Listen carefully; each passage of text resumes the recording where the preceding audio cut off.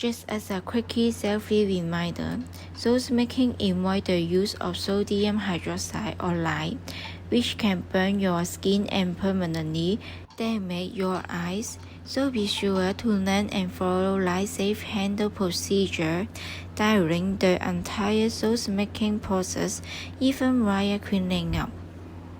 You can buy the products on Instagram store on.taa.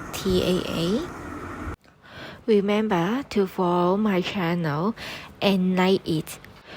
Your support is my bigger motivation.